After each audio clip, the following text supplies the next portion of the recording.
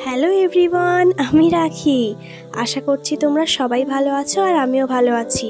শুরু করতে চলেছি নতুন একটা দিন, নতুন একটা ব্লগ। তোমরা দেখতে থাকো, আশা করছি ভালো লাগবে।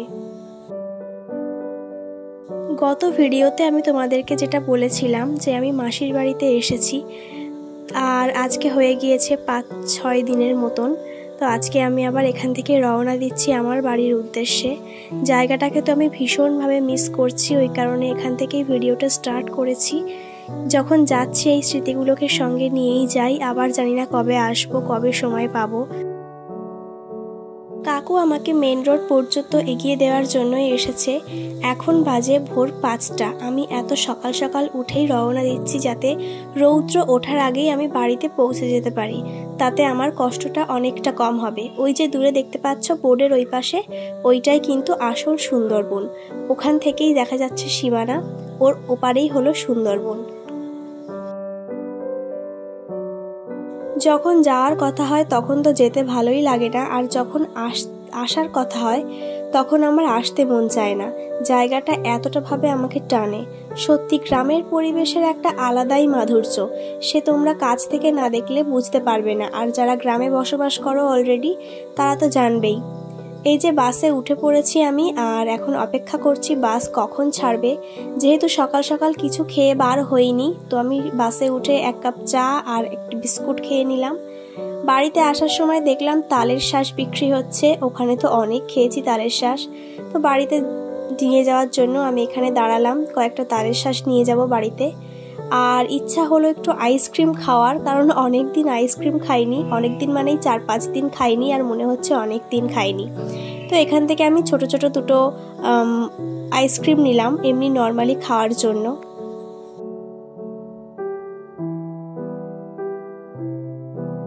বাড়িতে এসে গিয়েছি, এখন 10টাও বাজেনি, এখন বাজে সকাল 9টা। 5টায় বেরিয়ে আমি 9টার মধ্যে কিন্তু বাড়িতে সুন্দরভাবে পৌঁছে গিয়েছি। বেশ কিছুদিন হলো আমি ফেস প্যাক কোনো রকমই ভাবে অ্যাপ্লাই করিনি।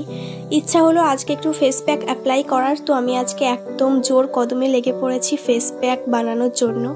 এই যে তোমাদের আমি আগেও এই ফেস প্যাকটার রেমেডি শেয়ার করেছি শর্টসে। আশা করছি তোমরা দেখে অনেক উপকৃত হবে। যদি এখনো না দেখে থাকো তাহলে এখনই গিয়ে দেখে নিতে পারো।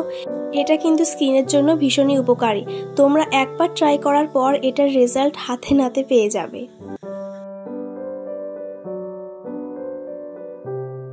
বাড়িতে এসেও আমার ভালো লাগছে না, সেই আমার মাসির বাড়ির কথাই বারবার মনে পড়ছে। কি আর করা যাবে, বাড়িতে তো আসতেই হতো, কিচ্ছু করার নেই। তো আমি বাড়িতে চলে এসেছি, কিন্তু স্মৃতিগুলো সঙ্গে নিয়ে এসেছি। এটাই আমি যখনই আমার মনে পড়বে তখনই আমি ভিডিওগুলো দেখতে পারবো, ওই ব্লগটা দেখতে পারবো। তাতে করে আমার মনটা অনেকটা শান্তি পাবে আশা করছি। ফেস প্যাকটা আমার বানানো হয়ে গিয়েছে, এবার জাস্ট আমি এটাকে মিক্স করব আর অ্যাপ্লাই করে নেব।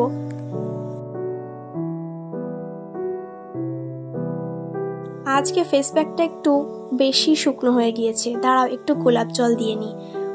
এইবার ঠিক হবে। সকালে ব্রেকফাস্টে ফ্যানে ভাত খেয়েছিলাম। ফ্যানে ভাত খাওয়ার পর এখানে আমি ঠাকুরের প্রসাদ খেয়ে নিলাম, আর তারপর চলে এসেছি রান্নাঘরে ভাত বসানোর জন্য। চালটা আমি আগে থেকেই ভিজিয়ে রেখেছিলাম এসেই সাথে সাথে। আর সকালের বাসি কাজও আমার হয়ে গিয়েছে, যেটুকু আমার করার কথা ছিল।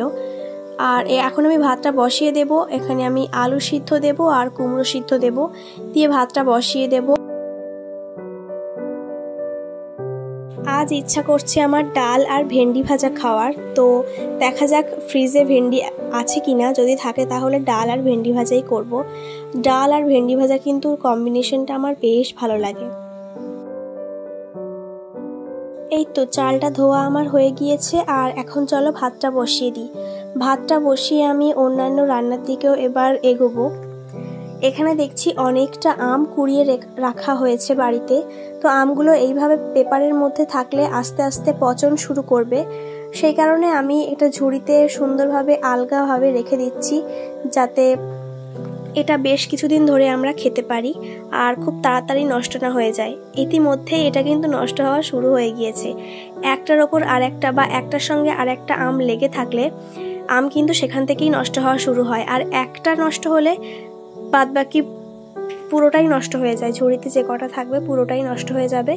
তো যে কটা মানে একটু খারাপ হয়ে যাচ্ছিল সেগুলো আমি আলাদাভাবে রাখলাম, ওগুলো তাড়াতাড়ি খেয়ে নিতে হবে তাই।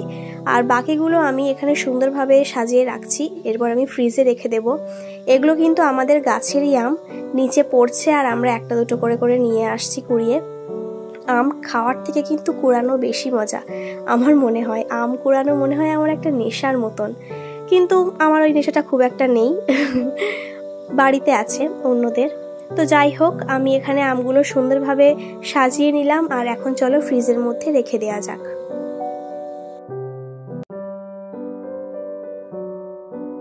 এখন এই মরশুমটায় আম, লিচু যে ফলগুলোই উঠবে না কেন আমার কিন্তু বেশ পছন্দ, আর ফল আমার আগাগোড়াই ভীষণ পছন্দের। এখানে আমি চলে এসেছি ভেন্ডি ভাজা করার জন্য। তো ভেন্ডিগুলো আমি সুন্দরভাবে বেছে নিয়েছি, বেছে কেটে নিয়েছি, আর এখন আমি ভেন্ডি ভাজাটা বসিয়ে দিচ্ছি। এরপর ডালটা রান্না করব আর তারপরে আমার রান্নাও কমপ্লিট হয়ে যাবে।